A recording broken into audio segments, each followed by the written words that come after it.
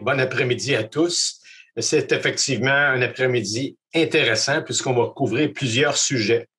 Et le premier conférencier, c'est Jean-Marc Raymond, mon collègue en cardiologie au CHUM, qui a complété son cours de médecine, puis une spécialité en cardiologie avec un intérêt en électrophysiologie et qui a complété cette formation-là avec 2 années à Boston, au Women's and Brigham's Hospital, un hôpital universitaire de calibre international que tout le monde connaît, bien sûr.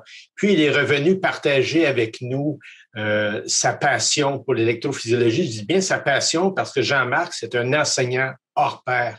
Et on l'a choisi non seulement pour ses qualités professionnelles d'expert en électrophysiologie, mais parce que c'est justement un communicateur fantastique. Alors, il va partager avec nous les difficultés que l'on rencontre, les challenges quand on doit combiner des anticoagulants et des antiplaquettaires dans différentes situations. Jean-Marc est la personne idéale pour ça. Alors, Jean-Marc, nous t'écoutons. Merci, André. André, c'est toujours un plaisir. Taroussin a été un mentor pour moi. Il a été un de mes professeurs quand j'étais résident en médecine interne. Alors, quand j'avais pas le temps cette semaine de faire ça, puis quand Dr. Roussin me manque quelque chose, j'ai beaucoup de difficultés à dire non. Donc, ça me fait énormément plaisir d'être ici pour toi et pour tous les gens. Et je remercie le comité organisateur et les gens de l'Alliance également de m'avoir invité. Donc, aujourd'hui, en parlant de professeurs que j'ai depuis tout le temps, là, un de mes professeurs qui est un de mes collègues présentement, quand j'ai appris à faire des procédures, me disait toujours, quand il me trouvait un peu trop excité quand je faisais une procédure, là, quand j'en voulais un peu trop, il dit non, le mieux est l'ennemi du bien. Okay? Puis j'ai retenu cette phrase-là dans la salle. Okay? Elle m'aide à tous les jours quand je fais des procédures, mais parfois elle peut également aider lors du traitement clinique des patients. Là. Parce que souvent, alors comme dit le titre, quand trop devient moins pour les traitements antithrombotiques chez les patients avec maladie coronarienne et une indication d'anticoagulation. Alors, mes conflits d'intérêts, je suis consultant et conférencier pour Servier et Alliance BMS Pfizer. C'est les seuls conflits d'intérêts qui peuvent avoir un certain lien avec la présentation d'aujourd'hui. Donc, les objectifs aujourd'hui, 3 objectifs. Premièrement, on va tenter de définir les facteurs qui influencent les événements ischémiques et les événements de saignement dans une population avec indication d'antico et MCAS. On va définir et connaître la durée optimale de traitement thrombotique lors de traitements invasifs coronariens avec des stents antiplaquettaires et l'anticoagulation. Finalement, on va revisiter les dernières recommandations. Puis évidemment, les objectifs ne sont pas vus un après l'autre, mais vont s'entrecroiser pendant la présentation. Alors, pour cela, OK, puis au début, ça me fatiguait de faire des cas, mais je trouve que ça aide un peu à passer à travers les différentes données qu'on veut parler aujourd'hui. Donc, on va faire 2 cas. Premier cas, c'est un homme, 75 ans. On va l'appeler, appelons-le André. Alors, André, facteur de risque. André, excuse-moi. Appelons-le Eric. Alors, Eric, 75 ans, MCAS, hypertendu, dyslipidémique, diabète de type 2, surcharge pondérale. Alors, André est également connu pour une hypothyroïdie. Il a déjà fait une hémorragie digestive basse avec exérèse de polype il y a 2 ans. Puis finalement, il est connu avec l'épisode de fibrillation auriculaire pour lequel il est sur un anticoagulant direct. André a été admis pour un STEMI antérolatéral traité par angioplastie primaire avec une implantation de 3 stents médicamentés, donc des endoprothèses avec des médicaments, puis une reperfusion complète avec un flot SIMI 3, un super beau résultat d'hémodynamicien. À l'examen physique, tout l'examen physique est complètement normal. L'hémoglobine normale, plaquette 240, créate à 112, ce qui donne un GFR à 45. L'hémoglobine glycée quand même bien contrôlée. Malheureusement, à l'échographie, il y a un peu de dysfonction segmentaire avec une hypokinésie modérée antérieure. C'est un peu tôt quand même. Pression d'éjection est à 40 %. Donc, si on se souvient, là, pression d'éjection à 40 %, il est également diabétique et il est également hypertendu. Il a 75 ans. Donc, il a quand même plusieurs facteurs de risque pour être anticoagulé. Donc, la question que je vous demande, OK? Alors, selon les recommandations canadiennes, la meilleure combinaison antithrombotique pour ce patient serait laquelle? Alors, on pourrait soit décider de donner de l'aspirine 80 mg dié pendant 1 mois, donner du ticagrelor 90 mg BID et de rajouter du coumadin, puisque le patient a une indication et d'antiplaquettaires et d'anticoagulation. Je vous donne l'autre choix de donner du ticagrelor 90 mg Péros BID plus du Coumadin. Comme troisième choix, on pourrait donner de l'aspirine 80 mg pendant un mois, donner du ticagrelor 90 mg BID, du rivaroxaban 15 mg d'IE. Finalement, comme choix 4 et 5, on pourrait donner de l'aspirine pendant 3 mois, suivi de clopidogrel 75 et de l'apixaban 2,5, ou de l'aspirine pendant un mois, clopidogrel 75 et apixaban 5 BID. Donc, je ne vous donnerai pas nécessairement la réponse maintenant. On va passer à travers les diapos, puis on pourra toujours revenir par la suite aux questions. Donc, le problème aigu présentement est un problème de maladie coronarienne. Donc, on ne peut pas passer ça sur silence. Je comprends que j'ai un arythmologue, puis moi, la fibrillation auriculaire est toujours préséance surtout, mais là, aujourd'hui, le patient est bien avec un STEMI qui a été dilaté. On va se référer aux guidelines canadiens 2018 d'antiplaquettaires. Alors, ce que le guideline nous dit, c'est que chez un patient se présente avec un STEMI. Alors là, on essaie de la thérapie antiplaquettaire double pendant 1 an. Alors, ce qui est suggéré normalement chez des patients qui n'ont pas d'anticoagulation, alors c'est de prendre l'aspirine 80 mg, puis on donne un deuxième agent antiplaquettaire et c'est du ticagrelor 90 BD ou du prasugrel 10 qui est suggéré. On comprend bien que ces recommandations-là ont été faites avant que le prasugrel soit retiré du marché au Québec. Puis ils annoncent une préférence où ils disent que les données semblent favoriser le ticagrelor par rapport au clopidogrel dans cette situation. Et ça, il y a plusieurs études qui nous le montrent. Puis il y a même une diminution des événements et de la mortalité sur le ticagrelor avec un taux de saignement légèrement plus augmenté, mais sans plus. Mais c'est à retenir quand même. Donc, c'est un agent plus efficace, mais avec un risque de saignement plus important. Puis là, quand on va vouloir combiner des thérapies, il va falloir se souvenir que le ticagrelor et le prasugrel saignent probablement plus que le Plavix, le clopidogrel, désolé. Et à 1 an, initialement, on donnait la double thérapie antiplaquettaire pendant 1 an seulement, puis après ça, on enlevait le deuxième antiplaquettaire, puis on gardait les patients sur aspirine. Mais il y a de plus en plus de données qui sont sorties dans la dernière décennie qui nous montrent que si à 1 an, le patient est tout à fait stable, et que son risque de saignement est très faible, on peut continuer la thérapie double antiplaquettaire pendant jusqu'à 3 ans avec un bénéfice, soit en allant au clopidogrel ou en diminuant la dose de ticagrelor un petit peu pour diminuer le risque de saignement. Par contre, si notre patient est à haut risque de saignement, à ce moment-là, nous décidons de rester sur une thérapie antiplaquettaire simple, soit le Plavix, soit l'aspirine. Habituellement, c'est l'aspirine qui est recommandée.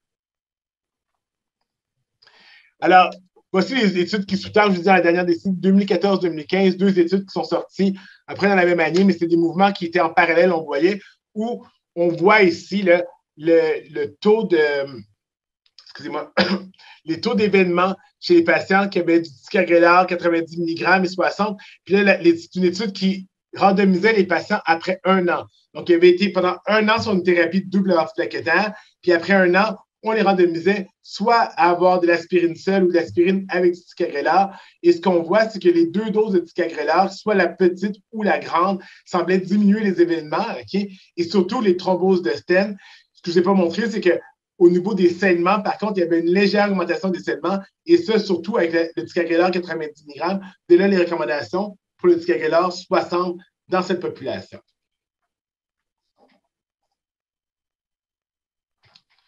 De notre côté, on a des recommandations pour la fibrillation auriculaire. Puis ce qu'on sait pour la fibrillation auriculaire, c'est que si notre patient est en haut de 65 ans, ce qui est le cas de, comment nous l'avons appelé, Eric, c'est le cas d'Eric, donc il a plus de 65 ans, il devrait normalement être anticoagulé.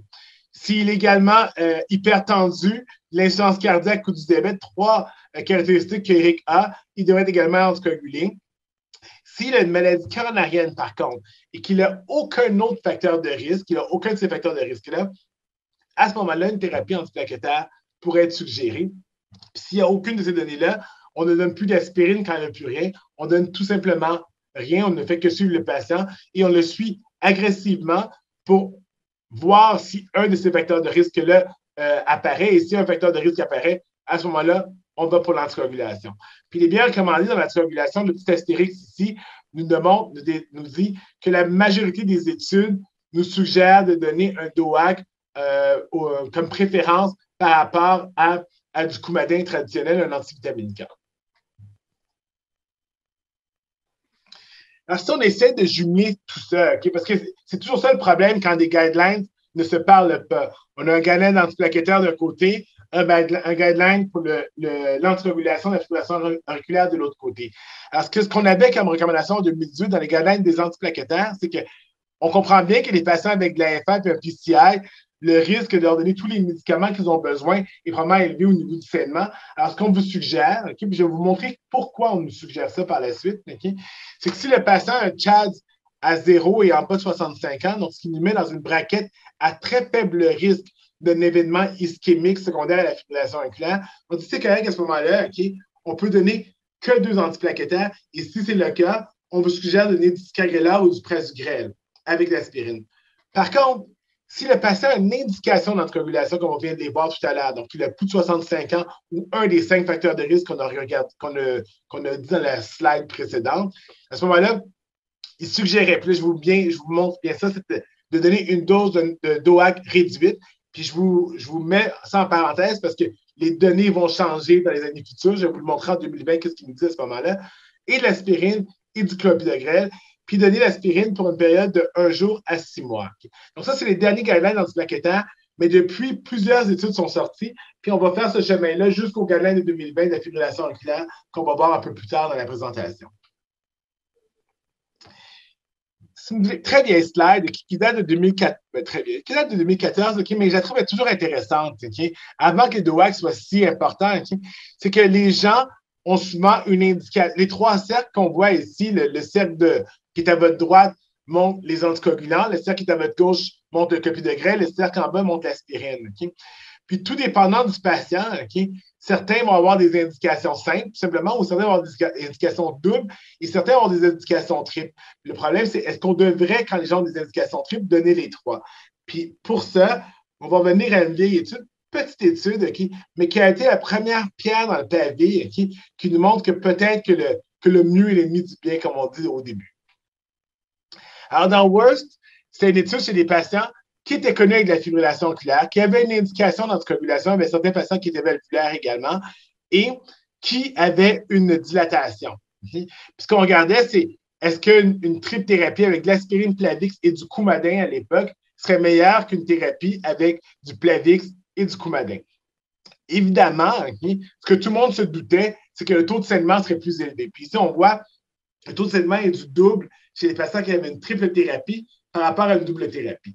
Ça impressionne personne. Tout le monde dans la salle virtuelle qui est présente aujourd'hui aurait pu dessiner cette diapositive-là avant même de la voir.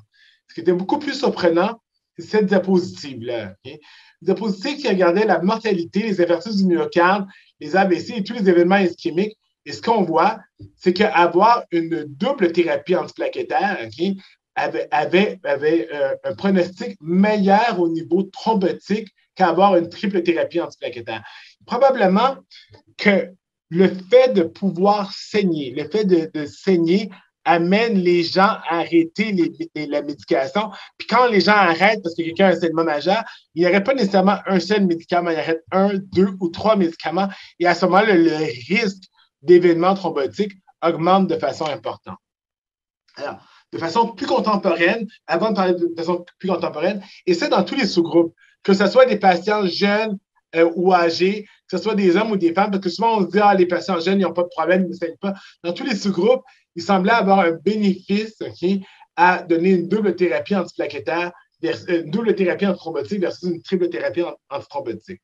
Le problème de cette étude-là, c'était une très petite étude qui avait de la puissance pour montrer les saignements, mais pas assez de puissance pour montrer l'efficacité. Puis comme c'était une étude qui avait été faite avec le Coumadin, les gens ont rapidement dit, l'étude, quand elle date, okay, on peut pratiquement rien faire avec ces données-là.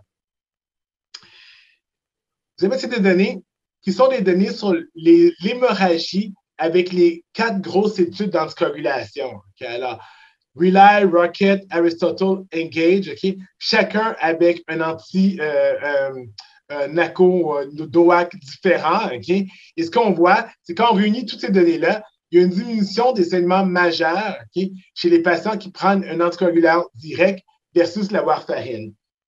Et ça, sans augmentation des événements, même avec une diminution de la mortalité, toutes causes confondues. Alors, plusieurs personnes se disaient, OK, l'étude de Wall, c'est intéressant, OK, le Coumadin en double thérapie, c'est probablement mieux que le Coumadin en triple thérapie, mais qu'est-ce qu'il y en est des NOAC? Parce que probablement que ça saignerait moins, puis évidemment, la tendance mondiale allait à donner des NOAC pour l'anticoagulation. Donc, est-ce qu'on pourrait refaire ces études-là avec un médicament plus contemporain? Je vais venir à ces études, mais avant de parler de ces études, je vous montre des recommandations de l'anticoagulation dans les guidelines de la fibrillation auriculaire qui ont été publiés en 2020, per-COVID. Alors, puis, je vous les montre, OK? Puis, toujours à la maison en astérisque, qu'elles ont été publiées avant la dernière étude, qui est probablement l'étude la plus intéressante, qui regardait qu'est-ce qu'on doit faire avec l'anticoagulation post-PCI chez des patients avec de la fibrillation auriculaire. Donc, je vous invite à regarder la deuxième colonne. Dans la deuxième colonne, ce qui nous, comme notre patient, okay, il nous parle de patients qui sont connus avec des fibrillations auriculaires et qui ont un syndrome coronarien aigu, comme c'est le cas d'Éric, et qui doivent avoir un PCI. Alors, quelles sont les recommandations maintenant? C'est triple thérapie, de préférence avec du clopidogrel et un DOAC. Okay? Le petit 3, c'est pour préférence de DOAC par rapport au Coumadin. Okay? Puis là, on dit, on pourrait donner l'aspirine. Et si on donne l'aspirine, on devrait donner l'aspirine, et cette aspirine devrait donner de 1 jour à 6 mois. J'essaie de vous montrer un peu qu'est-ce qui sous-tend ça.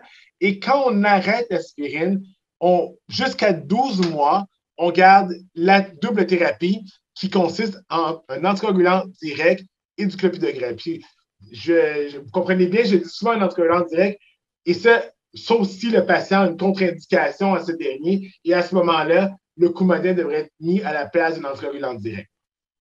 On fait ça pendant 12 mois. Et après 12 mois, quand le patient a une maladie coronarienne stable, on peut donner uniquement un anticoagulant. Alors, c'est clairement trop chargé. Là. Quand mon fils fait des présentations secondaires et il met des tableaux comme ça, je suis vraiment fâché contre lui. Okay? Ça n'a pas de bon sens. Il y a trop de choses. Mais en même temps, elle résume tout. Puis je vous la mets parce que comme la présentation est accessible à vous sur le site, vous allez pouvoir la regarder tranquillement. Donc, elle regarde les 4 études qui regardent les anticoagulants directs avec une population qui ont eu une dilatation coronarienne avec les 4 anticoagulants directs qui sont présents présentement en Amérique du Nord, soit le dapigatran, le rivaroxaban, l'apixaban et l'édoxaban. Je vous montre les régimes étudiés là, qui étaient des doses adéquates de dabigatran. Les doses de rivaroxaban qui étaient étudiées étaient un peu plus petites que les doses de prévention de fibrillation auriculaire qu'on connaît. Donc, normalement, le Xarelto, c'est une dose de 20 mg qui est étudiée. Là, il était soit étudié à 15 mg ou à 2,5 mg BD, comme on le connaît dans la prévention de maladies vasculaires athérosclérotiques surtout, et un peu de maladies coronariennes. L'apixaban, si je vais vous en parler à la fin, c'est vraiment l'étude qui me semble la plus intéressante, Augustus, puis je vais vous dire tout de suite pourquoi c'est l'étude que je trouve la plus intéressante. C'est qu'au lieu de comparer une double thérapie antithrombotique versus une triple avec un d'un côté, un NOAC, puis de l'autre côté du Coumadin, elle a regardé, elle a fait une étude 2 par 2, où d'un côté, les patients avaient soit de l'aspirine ou pas d'aspirine, puis de l'autre côté, tu avais soit du Coumadin, soit un antithrombotique. Alors, on pouvait réellement savoir qu'est-ce qui améliorait le patient. Est-ce que c'était la double thérapie versus la triple thérapie ou c'était le DOAC versus le Coumadin qui améliorait le patient? Puis, l'autre chose que je vais vous montrer, c'est ça qui est intéressant aussi, qui est important à regarder. C'est le temps entre l'événement et la randomisation. Okay? Alors, le temps entre l'événement et la randomisation, tout dépendant des études, variait de 6 heures à 14 jours. Okay? Puis je vous montre pour Augustus en particulier, comme c'est cette étude-là qu'on va parler plus, la moyenne était de 6 jours. Donc, on comprend que même si les patients étaient randomisés dans un bras où ils n'avaient pas d'aspirine, okay, ils étaient en moyenne randomisés 6 jours après la dilatation. Donc, c'est bien possible qu'ils ont eu de l'aspirine pendant les 6 premiers jours et qu'à ce moment-là, l'aspirine a été arrêtée pour entrer dans le bord de la randomisation où ils étaient assignés. Alors, qu'est-ce que l'étude nous montre? Puis encore, c'est toujours les saignements. Les études surtout sur les saignements et peu sur l'efficacité, mais plus sur de sécurité. Alors, en haut, nous avons le bras où on a tout. Là. On a le Coumadin, l'aspirine et le clopidogrel. Puis on voit que le taux de saignement est beaucoup plus élevé en rouge ici versus on a du Coumadin en pointillé rouge ici, mais sans aspirine. Puis les lignes en bleu sont les lignes qui représentent l'apixaban. Alors, dans les triples thérapies, quand on prenait le Coumadin versus l'apixaban, les triples thérapies, il y avait une grande diminution des événements de saignement avec l'apixaban versus le Coumadin. Mais où la différence était le plus grande, c'est dans la ligne pointillée du bas ici, qui représente l'apixaban plus du Plavix, et ce, sans aspirine. Okay? Et là, il y avait une diminution de plus de 75 par rapport à la triple thérapie avec le Coumadin. Là, je vous dis avec le Plavix, parce que ça représentait plus de 90 de la population, il y avait quelques patients quand même dans ces études-là qui étaient soit sur Prasugrel ou sur Ticagrelor. Donc, voyant ça, okay, probablement la chose à faire avec Éric, c'était de donner de l'aspirine pour une courte période de temps. Puis là, cette courte période de temps-là reste encore à déterminer, puis je vais en parler un peu plus tard. Okay? Et donner l'aspirine pour une courte période de temps, après donner du Plavix et donner une dose d'anticoagulant direct à dose de prévention des AVC, soit l'apixaban ou un autre, mais l'apixaban était l'étude qui était vraiment la mieux faite dans cette situation-là, okay? Jusqu'à 1 an. Et après 1 an, enlever et l'aspirine et le clopidogrel pour laisser le patient uniquement sous l'anticoagulant direct.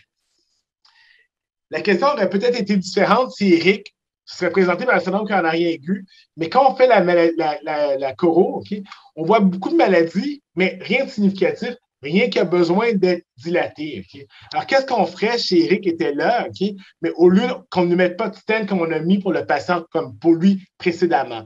Alors, les choix de réponse qu'on a ici, on pourrait à ce moment lui donner un DOAC seul, okay?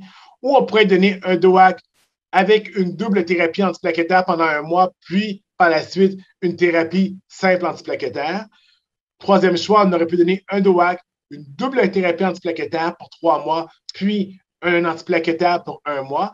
Finalement, le dernier choix est donner une anticoagulation directe plus une thérapie avec un antiplaquettaire simple. Alors, je vous invite à regarder la 3e rangée maintenant. Donc, on a vu la 2e rangée, on vient à la 3e rangée.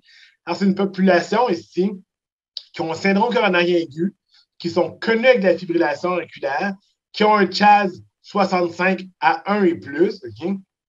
Mais chez qui on ne fait pas d'événement. Okay? On ne fait pas de dilatation. Alors, ce qui est suggéré par les recommandations ici, c'est la dernière ligne qu'on a vue tout à l'heure. Donc, donner et un anticoagulant direct et du clopidogrel, et cela pour une période de 12 mois. Okay? Période de 12 mois. Et après 12 mois, donner une anticoagulation directe seulement. Okay?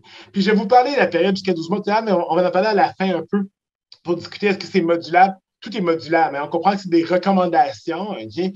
Mais ces recommandations-là sont faites pour être interprétées à la vue du patient qui est devant nous. Alors, dans la partie médicale, okay, dans Augustus, il y avait énormément de patients qui avaient le syndrome coronarien aigu. 66 des patients avaient un syndrome coronarien aigu. Et dans cette population-là, un peu plus que le tiers avaient un syndrome coronarien aigu, mais avec un traitement médical. Puis quand on regarde ces patients-là, ils ressemblent beaucoup à Éric. Population de 70 ans, plus souvent des hommes, souvent beaucoup de diabète, beaucoup d'insuffisance cardiaque, des CHA2 score autour de 4, comme Éric, exactement. Alors, ce qu'on voit ici, okay, c'est dans la population qui a un traitement médical, les patients qui étaient mis sous Coumadin versus apixaban, le taux de saignement était 70. C'est important de montrer toutes ces données-là parce que en 2011 ou en 2012, quand je prescrivais de l'apixaban ou du dabigatran en 2011, quand je prescrivais du dabigatran post-PCI, c'était vu un peu comme de l'hérésie. Mais là, présentement, les études nous montrent que clairement, le taux de saignement avec les agents directs en post-syndrome coronarien aigu sont beaucoup plus petits que avec les antivitaminiques.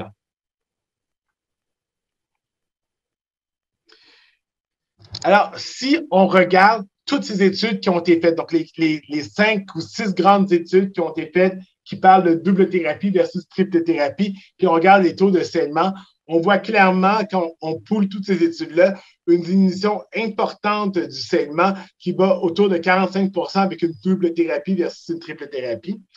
Et ça ne se fait pas au prix d'une diminution de l'efficacité. Alors, quand on regarde les événements, ici, c'est la mortalité de toute cause, puis c'est la mortalité cardiovasculaire. La mortalité de toute cause n'est pas augmentée. Et la mortalité cardiovasculaire n'est pas augmentée non plus avec une double thérapie versus une triple thérapie. Le seul petit bémol de tout ça, puis j'hésite toujours à parler de ça parce que ça représente une très petite partie de la population, OK? Mais pour un hémodynamicien, surtout, là, quand on dit aux hémodynamiciens ne donnez pas d'aspirine, on voit qu'ils ont un inconfort palpable quand je leur dis ça, OK? Puis la raison, elle est ici, OK? Les gens qui ont l'aspirine prévient de façon importante la thrombose de stent. Okay? Donc, quand un hémodynamicien met un stent sur un patient qui a un syndrome coronarien aigu, le laisser partir sans aspirine, qui fut la pierre angulaire du traitement antiplaquettaire chez les coronariens depuis avant Dr. Roussin, okay? Les gens ont discuté à croire qu'ils ne laisseront pas d'aspirine. Mais quand vous regardez la 5e ligne, les thromboses de stent puis les infarctus du myocarde, sans être statistiquement significatif, on voit un trend que les patients qui n'avaient pas d'aspirine, OK, semblaient faire un peu plus d'infarctus puis un peu plus de thrombose de stent que les patients qui avaient de l'aspirine. OK? Puis quand on désolé. Quand on regarde la population, quand on regarde les saignements avec une courbe de Kaplan-Meier, qu'est-ce qu'on voit? Okay? C'est qu'avec la Pixaban, okay, il y a moins de... Excusez. Alors ici, c'est les deux sous-groupes. Okay? Donc, c'est les patients qui ne prenaient pas d'aspirine. On voit la Pixaban versus le Coumadin. Okay? Puis on voit que les thromboses de stent se font surtout dans les 30 premiers jours. Alors, 80% des thromboses de stent se faisaient dans les 30 premiers jours. Okay? Mais le nombre de thromboses de stent excédentaires était pas de 0,4%. Donc, le NNT pour prévenir une thrombose de stent était en haut de 225 personnes, de 225 clients, okay? Versus que le nombre de patients nécessaires pour augmenter un saignement était autour de 35. Donc, la balance, clairement, va du côté de l'amélioration en enlevant l'aspirine et en donnant un placebo pour la diminution du saignement. Mais peut-être que pour certains patients qui sont à très haut risque de thrombose de stent, on devrait se souvenir quand même que l'aspirine semble protéger pour la thrombose de stent. Et ça, surtout dans les 30 premiers jours. Et c'est dans cette population, c'est à ce moment-là peut-être où je suis un peu plus compréhensible quand les hémodynamiciens me disent « Écoute, Jean-Marc, j'aimerais ça qu'on garde l'aspirine un petit peu, OK? » Puis là, je suis assez confortable quand il me dit pour 1 mois seulement parce que je sais que c'est là que ça va être payant, OK? C'est dans ce mois-là que ça va être payant. Puis après ce mois-là, on voit que les lignes sont pas mal perpendiculaires. Puis il n'y a plus beaucoup d'événements de thrombose de stent qui arrivent après 1 mois. Alors, cas numéro 2, Claudette. Alors, Claudette Jean, c'est une femme de 72 ans, elle est comptable retraitée.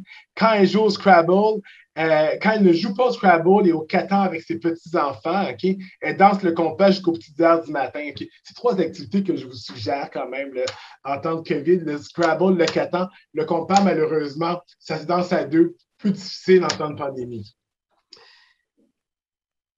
Donc, Claudette est connue diabétique, elle est connue hypertendue et est également connue avec une maladie coronarienne athérosclérotique. Elle avait une non-stémie il y a 10 mois, puis elle a un PCI sur le tronc commun et D1 avec des endoprothèses avec libération de médicaments. Puis elle avait une petite coronaire droite qui était petite et grêle. Puis depuis sa dilatation, Claudette a recommencé à danser, aucun symptôme d'angine depuis cette dilatation. Alors, à la dernière visite médicale annuelle, elle nous parle. C'est plein d'épisodes déterminants de palpitations.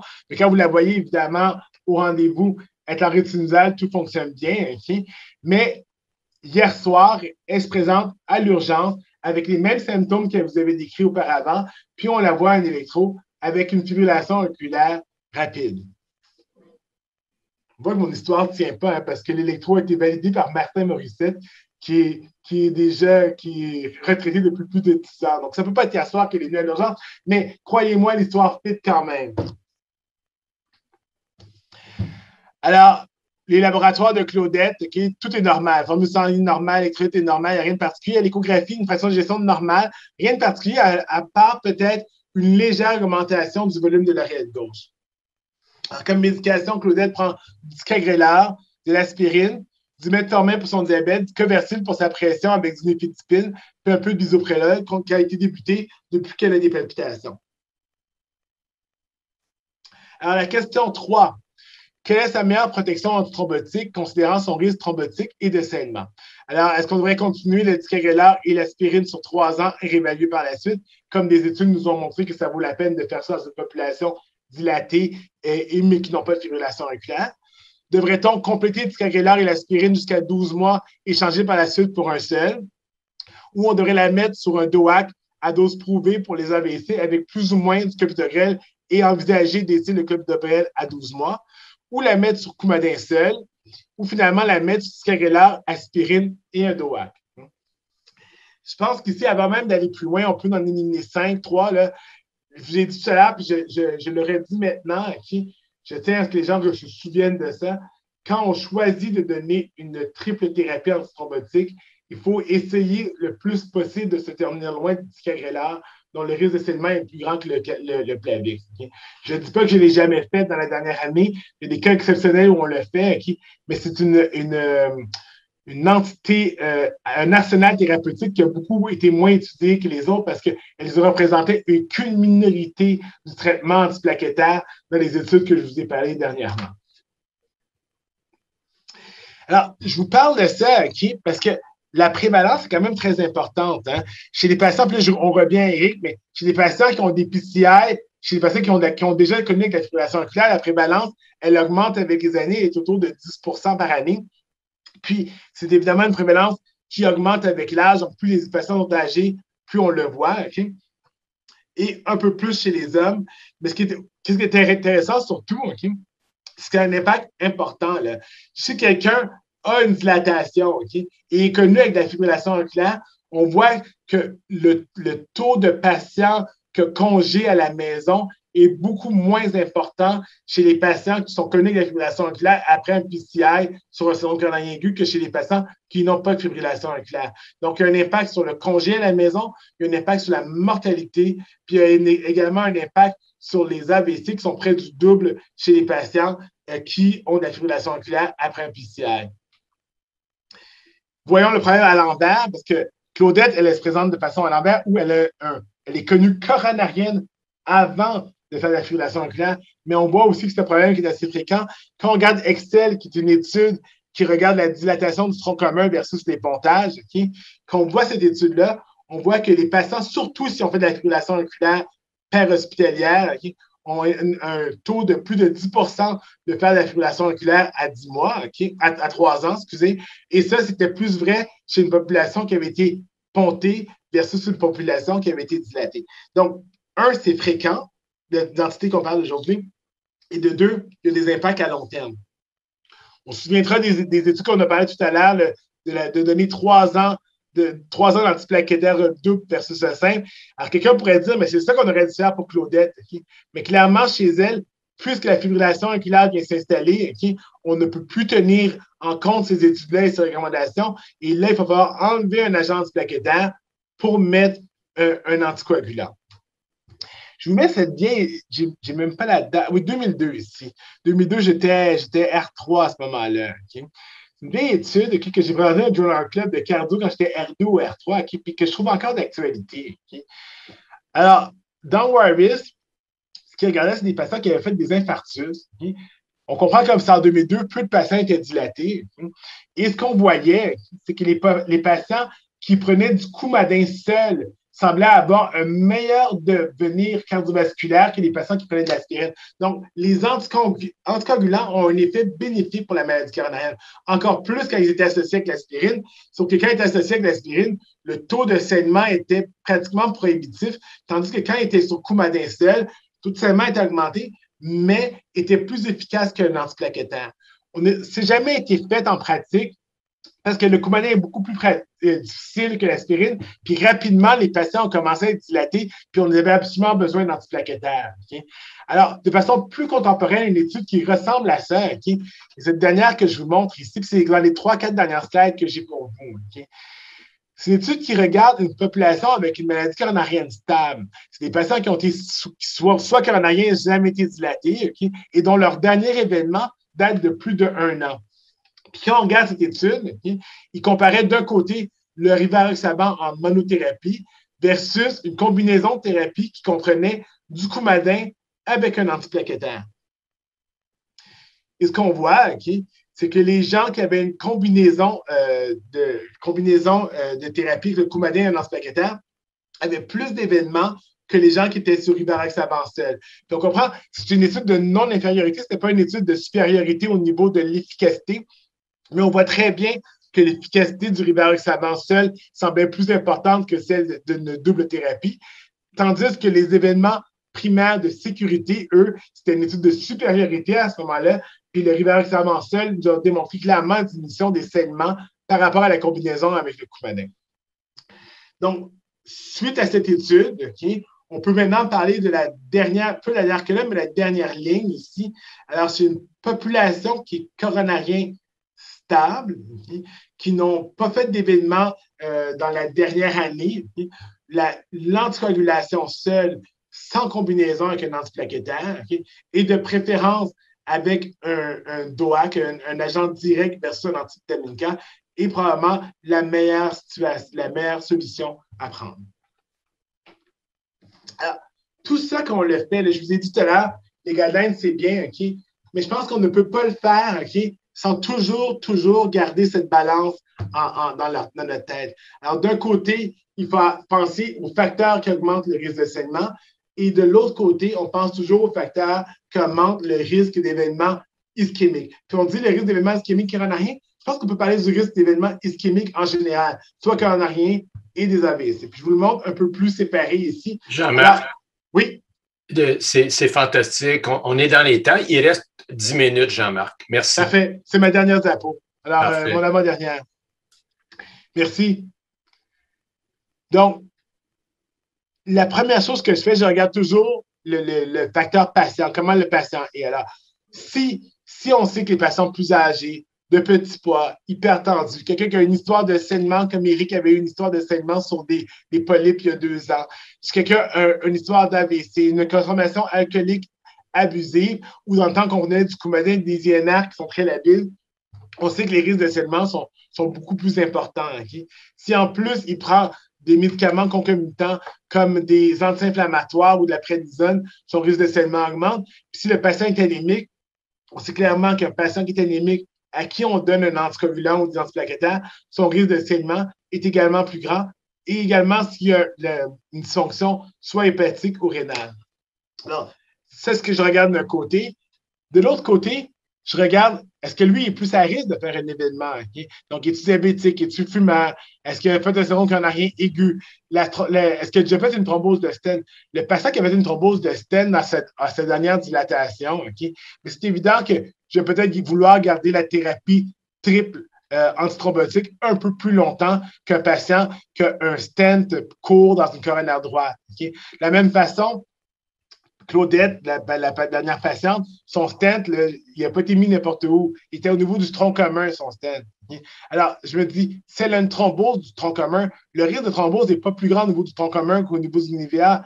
Par contre, les implications de cette thrombose-là sont plus grandes. Okay? Donc, probablement que je suis prêt à prendre un risque de saignement légèrement plus augmenté pendant une certaine période de temps pour éviter le risque thrombotique sur cette patiente-là. C'est vrai pour les stents du tronc commun, mais c'est vrai pour les gens qui ont plus de 3 stents, qui ont plus de 60 mm de stents, les gens qui ont des occlusions chroniques également. Donc, tous des patients que peut-être que je vais vouloir garder l'aspirine un peu plus longtemps que la journée qui est recommandée dans les guidelines, mais je vais vouloir garder jusqu'à 30 jours. Et à 30 jours, j'arrêterai l'aspirine à ce moment-là et je laisserai le patient sur un anticoagulant direct plus du Plavix. Alors, comme conclusion, okay, on se souvient, la FA et la maladie coronarienne sont des entités qui coexistent fréquemment. Okay? Je ne pense pas qu'un cause l'autre, okay? Mais les facteurs de risque concomitants amènent les deux. Okay? Donc, c'est pour ça qu'on les voit de façon très fréquente. Et je pense que, puis de l'ordre plus philosophique, quand j'ai un patient avec de la fibrillation auriculaire, j'essaie toujours d'évaluer la maladie coronarienne potentielle sous-jacente. Okay? Je traite ces facteurs de risque de maladie coronarienne de façon très agressive, sachant que c'est deux pathologies qui arrivent de façon fréquente ensemble. Puis pas juste qu'on sait qu'ils arrivent fréquentes ensemble, c'est que quand ils arrivent ensemble, le risque n'est pas juste additionné, le risque est multiplicateur au niveau des événements. Finalement, favoriser les doses connues pour la prévention des AVC. Je comprends bien que certaines études ont été faites avec des plus petites doses d'anticoagulants quand on parle de patients avec FA, maladie coronarienne, le problème, c'est que comme ces études n'ont pas eu la puissance pour regarder le taux d'événements d'AVC, j'aime utiliser une dose d'anticoagulant que je connais et que je sais efficace et qui a été utilisée dans les grands essais randomisés pour prévenir les AVC. Finalement, le mieux est parfois l'ennemi du bien, on se souvient le titre, OK? Je pense que c'est toujours d'actualité de se remettre cette phrase-là en tête quand on commence à donner plusieurs médicaments à un patient. Okay? On se demande quand est-ce que je dois arrêter. Là. Puis là, on a compris que 2 probablement est mieux que 3. Okay? Se souvenir que l'aspirine peut être utile au début, surtout pour les athénies complexes pour prévenir les thromboses de stent. Puis toujours sous-peser le risque de saignement et d'événements ischémiques chez nos patients. Alors, merci énormément pour votre attention virtuelle. Merci beaucoup, Jean-Marc Raymond du CHUM, d'avoir présenté aussi succinctement un problème complexe. Ton fils, sauf pour une diapo, peut-être aurait été fier de toi. Franchement, merci. On a de nombreuses questions, Jean-Marc, qu'on va prendre en enfilade, puisqu'on a le temps, et elles sont toutes intéressantes, puis on traite à des problèmes différents.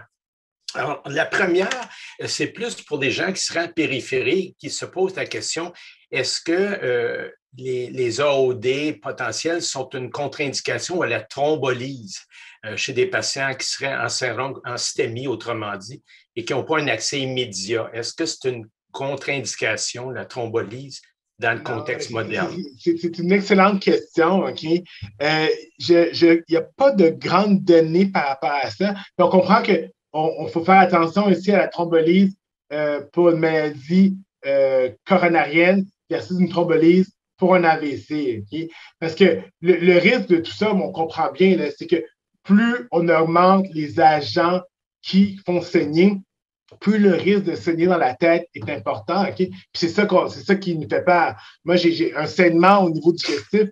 Je dois avouer, je n'aime pas ça, okay? Mais ça ne fait pas peur comme un saignement intracrânien. Okay? Alors, dans les AVC, c'est compliqué parce qu'on a peur à la transformation hémorragique. Okay?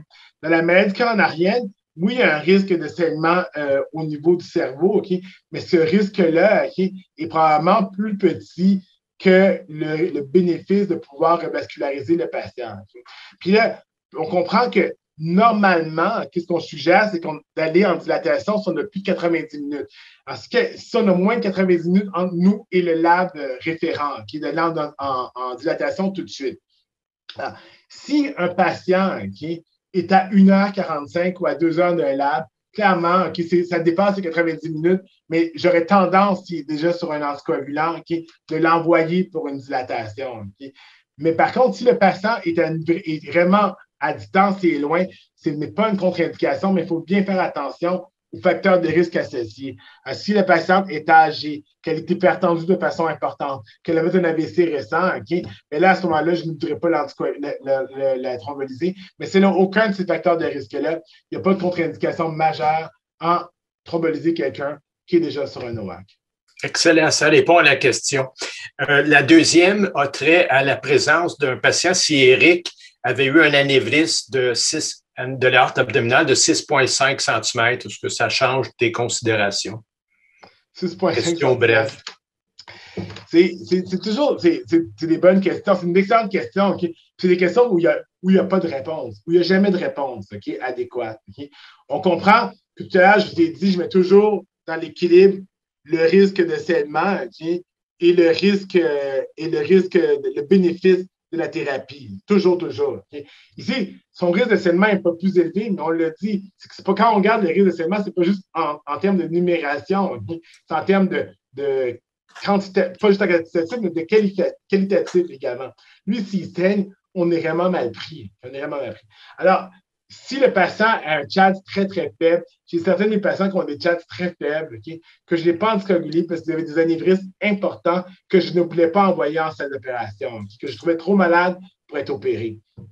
Néanmoins, okay, si le CHADS est élevé, puis c'est un patient que je pense que je vais envoyer en salle d'op, okay, mais à ce moment-là, j'anticoagule le patient, okay, puis ce que je pense qu'il faut faire, c'est l'enligner le plus possible pour réparer son anévrisme abdominal ou thoracique, je ne me souviens plus qu'est-ce qu'il avait. Abdominal. Abdominal, mettons, oui. Ouais. OK, ça répond à la question. Il y a un commentaire d'un de nos amis, Yves Pesan, qui aimerait qu'on souligne pour les gens qui écoutent que les critères pour donner 3 ans de ticagrelor après la première année doivent être sélectionnés en fonction des patients qui sont à plus haut risque. Peux-tu juste préciser ça pour nos Oui, gens qui écoutent? c'est très bien. Puis j'ai présenté la slide, et ce que je n'ai pas dit, c'est que malgré que je suis dans un centre universitaire, OK, je me rends compte dans les recommandations qu'il y a des études qui sous-tendent ça, OK, mais il y a très peu de patients, il y a très peu de docteurs qui le font, OK. Très peu de docteurs qui le font parce que la majorité des médecins, OK, ont toujours l'impression, OK, que les patients ont ont un taux de saignement. Vous vous souvenez qu'on a séparé la diapo en deux. Là. Si le taux de saignement est élevé, on ne le fait pas. Si le taux de saignement était faible, on peut le faire. Okay? Toutes les personnes qui avaient déjà saigné pendant la première année étaient complètement exclues de l'étude à long terme. Okay? Donc, de moins en moins qu'il y avait un peu de saignement. Donc, si les gens ont un risque de saignement, ils sont exclus. Si les gens ont des maladies coronariennes simples également, ils étaient exclus. Okay? Donc, c'est des patients souvent chez qui on va faire ça, c'est des patients qui ont des maladies complexes, avec souvent plus qu'un vaisseau, des bifurcations, beaucoup de stents, okay, avec un faible risque de saignement. Okay. C'est ces patients-là qu'on va vouloir donner des agents antiplaquettaires sur le long terme. Puis malgré que c'est dans les recommandations, je peux vous dire que dans mon centre, c'est fait excessivement rarement par les cardiologues. Merci, c'est très clair. Autre question, chez un patient, je vais te la lire, Jean-Marc, chez un patient qui serait anticoagulé à long terme pour une thromboembolie veineuse et qui a fait un syndrome coronarien aigu, appliquez-vous les mêmes recommandations qu'un FA ou sinon, quelle différence faites-vous? Ouais. On a souvent tendance à prendre les études de fibrillation auriculaire, okay, et de les étendre aux études de DVT quand c'est des populations qui sont quand même très différentes. Okay? Alors, il y a plusieurs, c'est une très, très bonne question, puis il y a quand même plusieurs sous-questions à cette question-là. Okay? Quand est-ce que la DVT a eu lieu? Okay? Plus la DVT a été récente, okay, plus à ce moment-là, je vais croire que l'anticoagulation va être importante chez ce patient-là. Okay? Puis à ce moment-là, je vais vouloir probablement maintenir les mêmes recettes. Okay? Plus la DVT est ancienne, okay? Puis et le patient est anticoagulé, mais c'était une zone grise de savoir ce qu'il devrait être encore anticoagulé. Peut-être qu'à ce moment-là, je vais vouloir aller avec 2 agents antiplaquettaires et revenir avec un anticoagulant par la suite. Donc, tout dépendant quand est-ce que la DVT a eu lieu, puis si elle a été produite par un événement X ou est arrivée dans un ciel clair, ma réponse ne sera pas différente. Mais il faut se souvenir d'une chose, c'est que la population avec DVT est absolument plus jeune que les populations de fibrillation auriculaire.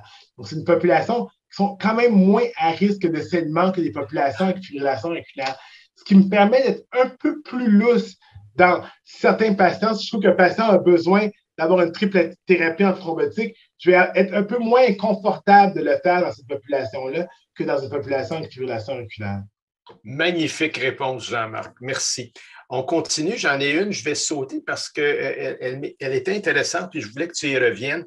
Quelle est la place qui demeure actuellement, s'il y en a une, pour les doses réduites d'anticoagulants oral dans le syndrome coronarien aigu, bien entendu? Oui. Parce que la question revient de différentes façons. Là. C'est une excellente question, OK? Et je peux difficilement répondre à cette question-là. Souvent, je sais, puis j'ai honte de le dire, okay? Mais je veux dire pareil, OK? Je présente souvent en disant qu'il ne faut pas le faire, puis il y a des choses quand je suis tout seul devant mon patient que je fais quand même, OK? Alors, quand je trouve que le risque de saignement est trop... Ben, premièrement, on va les choses faciles. Okay? Les gens qui ont des raisons que la dose soit réduite. Okay? S'il y avait une raison que la dose soit réduite dans les études initiales, je réduirais la dose. Alors, si on parle de la Pixaban, 2 de 3, créate en haut de 133, un poids en bas de 60 kg, large en haut de 80, 2 de 3, je donne d'emblée le 2,5. Okay? Si le patient a de l'édoxaban ou le Xarelto puis une clearance de la créatine en bas de 50, ils auront tout de suite la dose réduite, soit de 15 pour Xarelto, soit de 30 pour l'édoxaban. Si je donne du dabigatran, peu importe si je donne du dabigatran, ils auront toujours la dose de 110 mg, la petite dose. Parce qu'on sait que la petite dose de dabigatran à 110, elle est quand même efficace est quand même efficace pour réduire le risque d'AVC. Donc, si tu as du dabigatran, tu auras toujours du 110 mg, tu n'auras jamais de 150 mg si je le combine avec une aspirine, avec un agent ou deux voire deux agents antiplaquettaires. Alors, est-ce que ça m'arrive parfois, de donner une dose réduite chez un patient qui ne répond pas aux critères? Je dois avouer que oui. J'essaie de le faire le moins possible. Est-ce que j'ai des cas anecdotiques chez qui ça m'arrive? Ça m'arrive, mais c'est vraiment des situations extrêmes chez qui je crois que le risque de saignement est trop élevé, mais que je veux quand même absolument donner une dose d'anticoagulant. Puis à ce moment-là, souvent, je vais aller avec le Doxabar parce que c'est celui qui a le plus étudié la petite dose. Même s'il n'a jamais été accepté, le traitement de la petite dose, elle a été bien étudiée. Je ne pense pas que c'est une thérapeutique si mauvaise que ça. Mais je ne veux pas que ça reste un message à la fin de ma présentation qu'on peut donner la petite dose dans une situation comme celle-là. Il faut tout faire pour tendre vers la haute dose. Puis quand on n'a pas le choix, à ce moment-là, on va pour la petite dose. Très clair. Merci beaucoup. Une petite question, puis ensuite une peut-être plus difficile. La première, chez un patient avec une maladie vasculaire athérosclérotique seulement, êtes-vous à l'aise de cesser les antiplaquettaires et de garder seulement les AOD dans le cas où le patient est connu FA? Alors, quand le docteur Roussin dit que c'est une petite question, il n'y a pas de petite question quand le docteur Roussin le dit. Et comme vous êtes spécialiste de la maladie vasculaire périphérique, je vais vous la relancer, docteur Roussin. Je dirais que je serais très à l'aise de continuer avec un anticoagulant oral direct. C'est prioritaire dans la FA et même dans la thromboembolie veineuse idiopathique. Et je serais personnellement à l'aise de cesser les antiplaquettaires, sauf circonstances exceptionnelles, dans la grande majorité des patients. Je suis bien d'accord. Puis, on a des bonnes études qui nous montrent quand même que les événements de MPAS sont moins importants chez les patients qui prennent l'anticoagulation. Donc, il n'y a pas d'inquiétude à faire cela. C'est bon. Alors là, j'en amène un autre qui a rapport aux chirurgies. Conduite si chirurgie colique urgente et triple thérapie 3 mois post-PCI. Il n'y a pas de bonne réponse pour ça. Alors, on comprend. On s'assure que les reins soient le mieux possible. On les hydrate le plus possible. On espère que cette médication, élimination rénale, on s'assure que le patient n'ait jamais de problème au niveau de sa fonction rénale à ce moment-là. On donne le plus de plaquettes possible aussi, pré-chirurgie et post-chirurgie. La question, c'est est-ce qu'on renverse? Si le patient a du dabigatran, il pourrait toujours être renversé parce qu'on a des agents pour renverser le dabigatran. Malheureusement, pour les anti-A, malgré toutes les études qu'il y a eu, on n'a pas d'agent accessible qu'on peut donner pour renverser les anti-A. Alors, est-ce qu'on irait avec des agents qui ne sont pas faits pour renverser les anti-A, mais qu'on peut utiliser? Moi, je n'ai pas tendance à le faire. J'ai pas tendance à le faire. Je pourrais le faire si un patient a un saignement incontrôlable, mais chez un patient qu'on veut prévenir le saignement, j'ai tendance à aller en chirurgie, puis voir ce qui arrive et de traiter selon le cas. Mais il faut que tout soit prêt. Il faut que des sacs de sang qui soient prêts. Il faut qu'on donne des plaquettes auparavant. Il faut hydrater notre patient au maximum. Il faut que toutes les autres choses au pourtour soient réglées. Puis si on est capable de retarder la chirurgie le plus longtemps possible, on la retarde également. Mais si on n'a pas le choix, on n'a pas le choix d'y aller. Je ne sais pas s'il y a des gens dans le... Philippe, je viens de voir que tu as ouvert ta caméra. Est-ce que tu peux rajouter par rapport à ça? Ah, il ferme sa caméra. Non, il vient d'ouvrir, ça va. Je pense que tu te débrouilles très, très, très bien. C'est bon. Mais on va continuer. On a plusieurs autres questions, messieurs. Alors, je vais essayer de les épuiser dans les 7 minutes qui nous restent. Alors, est-ce que la disponibilité ou non d'un antidote change l'attitude globale? Tu viens d'y répondre, dans le fond, j'y crois. J'ai répondu, mais je vais faire attention à la réponse que j'ai donnée. On ne peut pas être contre la vertu. Moi, quand on me donne des bonbons, je suis content de les avoir. Un antidote, je voudrais des antidotes pour tous les médicaments. Probablement, par contre, que plus qu'une assurance quand je conduis ma voiture, je ne la conduis pas à 200 sur l'autoroute. Donc, j'aime mieux prévenir en aval que traiter en amont. Alors, je viens avec mon point, c'est que oui, l'antidote est intéressant, Mais si j'ai des médicaments qui me semblent donner un risque de saignement moins élevé, mais qui n'ont pas d'antidote, j'aime probablement mieux un médicament dont le profil de sécurité est plus grand qu'un médicament qui se renverse. OK, merci. Une question peut-être plus technique, mais qui va intéresser les gens en première ligne de ce type de colonne. Y a-t-il une place pour le ticagrelor en loading sans connaître l'anatomie coronarienne? Ne serait-il pas préférable de donner du clopidogrel et de changer pour le ticagrelor après le cath lab? C'est une excellente question. C'est une question qu'on se pose fréquemment. Je ne suis pas convaincu à quel point les premiers 24 ou 48 heures de ticagrelor versus le clopidogrel a un impact majeur sur les événements. On voit que les cours se divergent rapidement. Je ne suis pas convaincu que les 48 premières heures sont très payantes de ce côté-là. Okay? Dans notre pratique chez nous, puis une des raisons pour qu'on peut se poser cette question-là, c'est que si le patient a une maladie de 3 vaisseaux, par la suite, puis il doit être opéré, mais quand ils sont sur ticagrelor, on a tendance à retarder la chirurgie de façon plus importante que sur Plavix parce que le risque de saignement est plus grand chirurgicalement quand ils sont sur ticagrelor que sur Plavix. Alors, ce qui se fait chez nous, habituellement, okay, c'est que la majorité des patients vont quand même recevoir du ticagrelor parce qu'il y a une inertie à changer un médicament post-procédure. Okay? Et probablement parce que le risque de thrombose de stent en aigu est quand même plus petit avec le ticagrelor qu'avec l'aspirine. Donc, c'est ça qu'on fait. Néanmoins, dès que le patient se présente et qu'on a que le médecin a une sensibilité ou une pensée qui pourrait avoir une maladie de 3 vaisseaux, un tronc commun, soit par l'histoire que le patient nous raconte, soit par les changements électrocardiogrammes qui sont positifs en ABN, qui sont diffus au niveau de l'électrocardiogramme, puis on se dit, ça sent pas bon, ça sent probablement une maladie de 3 vaisseaux. Souvent, à ce moment-là, le Plavix va être donné. Il n'y aura pas de ticagrelor pour permettre à la chirurgie, si urgente doit être faite, d'être faite rapidement après la dilatation. Merci. Je vais regrouper 2 questions pour toi, Jean-Marc, parce qu'elles se ressemblent.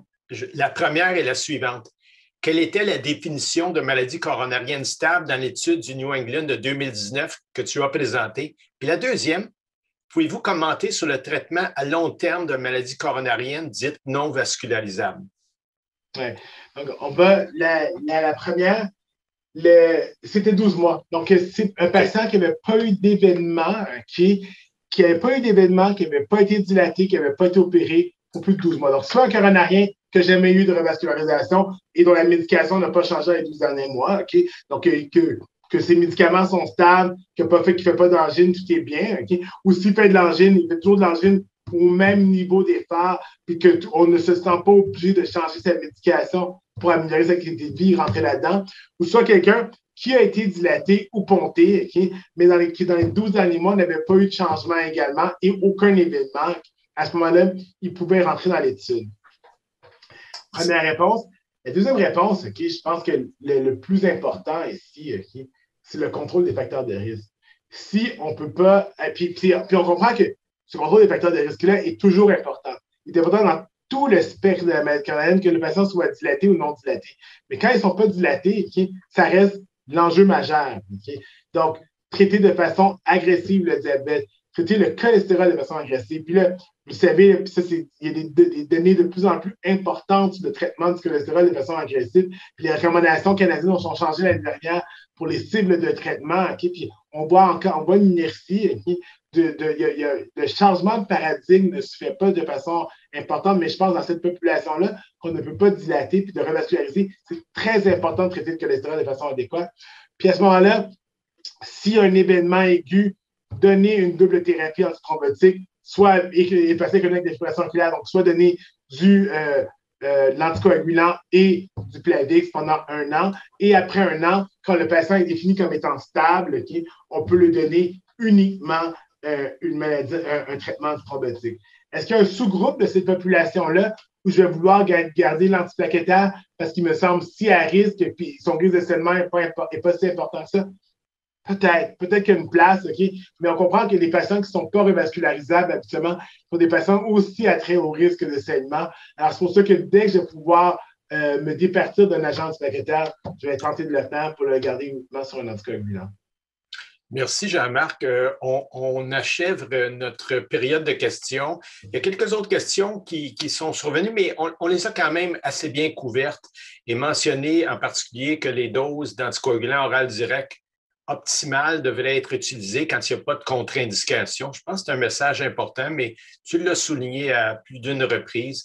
Alors, à ce stade-ci, Jean-Marc, on va te remercier. Donc, Dr. Jean-Marc Raymond du CHUM vient de nous présenter les dernières données et toute la subtilité qu'il y a à pondérer le risque de saignement, comme le mentionnait cette dernière diapositive, avec le bénéfice potentiel.